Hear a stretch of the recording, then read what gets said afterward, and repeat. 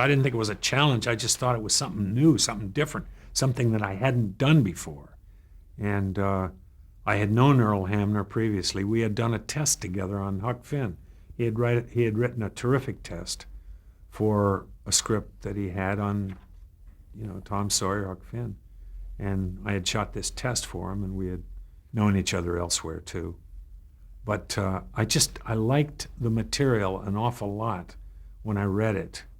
And I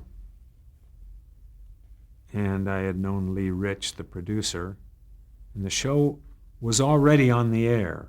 So I didn't do the pilot for it. Fielder Cook had done a 2-part Waltons by another name. Maybe Spencer's Mountain he had done. I'm not sure how that worked out with Warner Brothers. Henry Fonda, Spencer's Mountain, Earl's original book, the Warner Brothers copyright, and then the subsequent material that Earl wrote that was similar for certainly his childhood, his growing up experiences. So I don't know, but Fielder had done this 2-hour show, which had interested CBS, and I think had introduced those characters. So by the time I got on the Waltons, it was a series. And my challenge was to do it in 7 days, and off we went.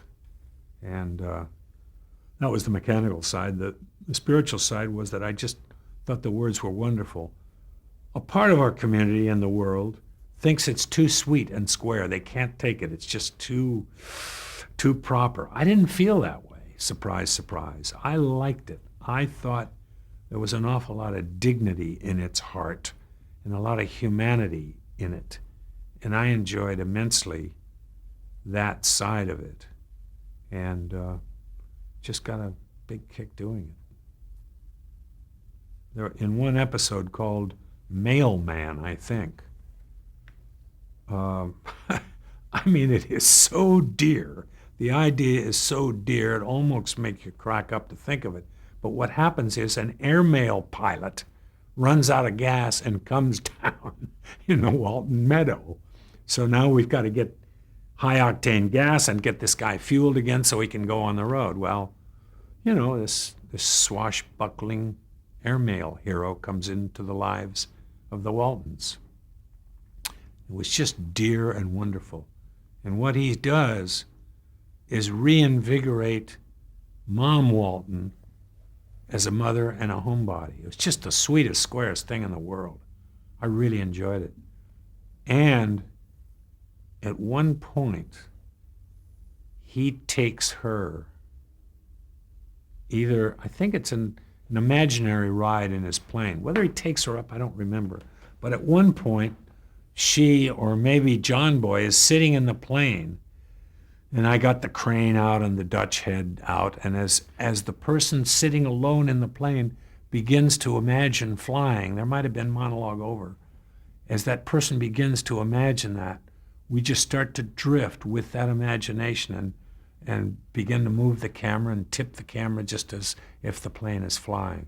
Very dear sequence. I think Jerry Goldsmith was the composer on the show always too. And I remember musically it was a dear job. But there were those opportunities.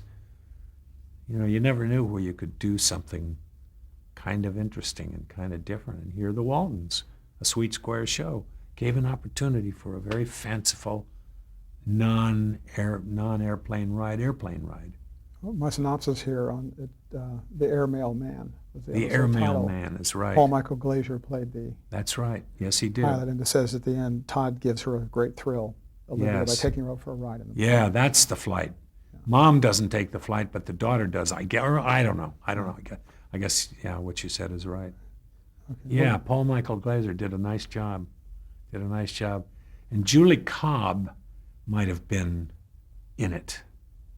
She might have been his wife, whom I don't know. Good cast, a lot of fun, very fanciful, dreamy kind of material.